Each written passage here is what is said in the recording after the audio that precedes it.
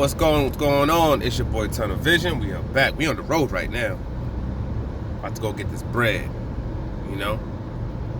But let's do this video real quick. Yo, Garry Russell is not signed to Haymon. Okay?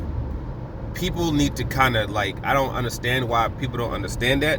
People still have this assumption that he's signed to Haymon. Garry Russell is not signed to Haymon. He said this on multiple interviews. One of the interviews he said this on was that long-ass barbershop conversation interview that he did. He said in there, he is not signed to Haymon. They work on a fight-to-fight basis. They're basically like his own business. Haymon is his own business, and they work together, and they still work with him when it comes to PBC. Garry Russell shops himself after every single fight trying to get a big deal or a bigger deal. He always does that.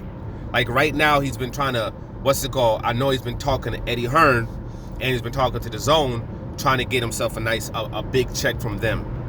He always comes back to PBC because PBC offers him the most money. In the Diaz fight, they gave him over $2 million, and they gave him the entire gate off his fight. He ended up making over $3 million off that fight. You know? Then he fought, his next fight after that, he fought on the Wilder undercard. I don't know how much money he got paid for that, under the table. I mean, like sign on, money that they give you. I don't know, so cause it ends up being sometimes different. Your thing might say 600,000, but you really got paid 1 million, 1.2 million, or whatever it is. When you sign you put your ink on that dotted line, you got 600,000. So I don't know, but I know in the Diaz fight, it made over $3 million. But he's not a PBC fighter. His brothers are. His brothers are signed to Haymon, and his brothers are signed to PBC. They're PBC fighters. They are signed to Haymon. They are. But Garry Russell's not. He's not. Because people talking about, and I know people are talking about that. I heard that, people were talking about, they're hearing that, PBC's not paying these other fighters, to fight Garry Russell. That's why they're not fighting him. Well, he's number one. He's not a PBC fighter. He's not an Haymon fighter. That'll be number one. And number two, what exactly would these guys be asking for? Are these guys asking for $5 million, $6 million, like $7 million? Like, what exactly are these guys asking for?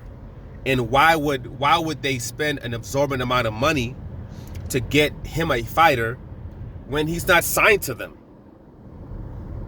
That makes no sense. Hey, let's invest all this money on this other champion to fight you, so you can become unified, and then go somewhere else if you want to. Because now you got 2 belts and you're more popular, so now other people are really willing to put money into you. Why exactly would they do that? Why would they do that? Because they're talking about, hey, wait, look at Shakur Stevenson. Shakur Stevenson fighting, Josh Wellington or whatever it is. I'm like, well, that's a completely different situation because Wellington's probably number one.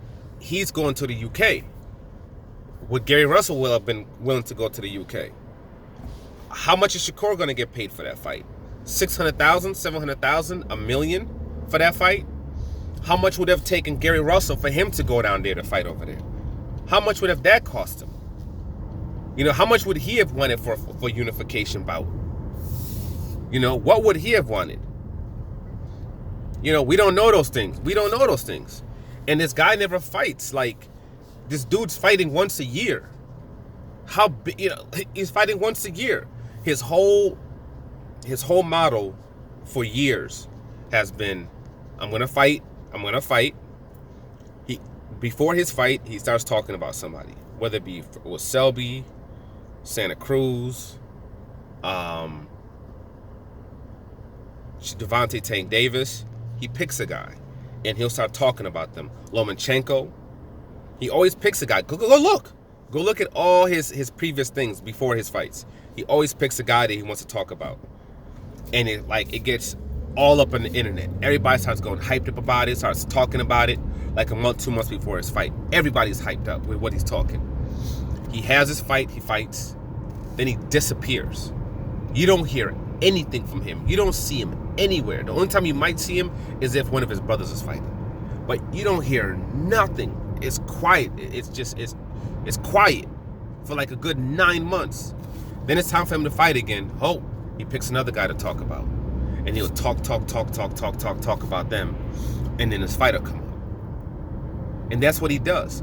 And he always talks about different things he's going to do, but he doesn't do them. Like before this one, he was talking about he was going to fight Tank Davis. He wants Tank Davis. He wants Tank Davis. That's all people are hearing. But no one's paying attention to the part where he says, oh, now, first, I'm going to go up to weight to 130. I'm going to drop my WBC belt. And since I'm a WBC champion, I'll automatically become the mandatory for the WBC champion at 130 pounds. And I'll fight that guy, which was Burchelt. And I'll take on Burchelt. And then taking on Burchelt, after I beat him, then Tank got to come see me. And I'm going to come see Tank. Last I checked, he's still at 126 pounds. Last I checked, he hasn't dropped his belt. Last I checked, he has nothing coming up when it comes to fights. Nothing. He didn't do that. On a previous fight, a couple of fights back, he was talking about how he wanted Lomachenko. I want Lomachenko. I want Lomachenko. I want Lomachenko. I want Lomachenko. I want Lomachenko. After the fight, they asked him, so what, you want Lomachenko next? Nah, I don't want him next. But before the end of my career, I gotta see, he gonna have to see me. What? After spending literally 2 months talking about fighting Lomachenko. What the is that? Then he disappeared for like 9 months. Just was gone again, and none of us saw him again for like a good 9 months.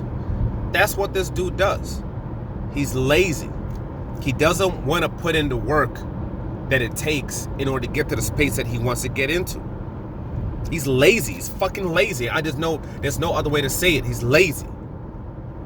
Look at all the work Wilder put in to get into the space that he's in. You know, staying active, fighting. Not only staying active and fighting, but going to different events so he could talk to all the different reporters. Doing phone interviews. You know what I'm saying? Going to different outlets to talk to them. Keeping his name out there.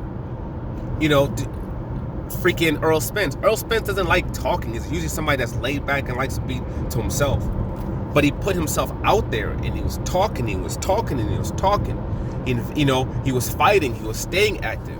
He was all at the different events. So there was videos all over the place when it came to him. There was videos all over the place when it came to Wilder. They invested the time and they put in the work in order to force fights, basically. Put himself into a space where they became so big that people couldn't deny him anymore. Everybody wants to fight Deontay Wilder now. Everybody wants to fight Earl Spence right now. Everybody wants that check now. They put in that work, and he could have did the same thing. He could have forced Selby's in. You could have went to a Selby fight. Like, nigga, you gotta come see me, homie. Where you're talking all this kind of stuff to him, disrespecting him and pissing on him on a consistent basis. Look at the work that he did just off the 1 month talking about Santa Cruz, how it was getting people stirred up, how bad it was making Santa Cruz look. Now imagine if he had continued that for a whole year. If he stayed active, he had fights and he was going to fights and he was going to Santa Cruz fights and he was talking that, how bad Santa Cruz would look. It would put him to a space where you had to fight him. But all that's too good for him. He just wants to sit back and talk about how people don't want to fight him and this and that. You know what I mean?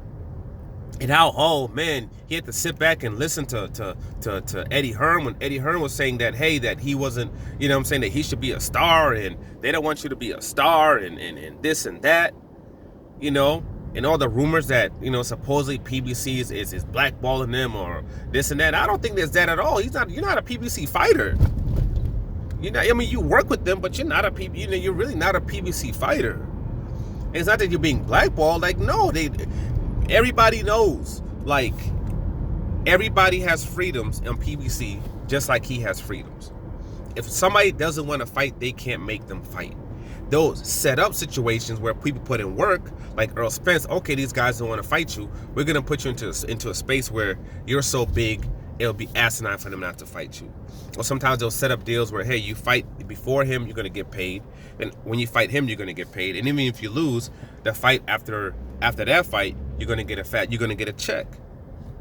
That's what kind of happened with Danny Garcia and Keith Thurman. Danny Garcia fought Keith Thurman. He lost that fight, but after that fight, he got a big-ass payday off another fight. It's a yield, nigga. I'm yielding, nigga. Shit. The fuck? I mean, cursing in my video. I'm not even supposed to be cursing in my video. But whatever, man. He's not an Al Haymon fighter, and he stopped being lazy and stop putting in that work. You're saying all the stuff that you said you're gonna do it. Stop talking about it, man. Like, subscribe, share. I'm out.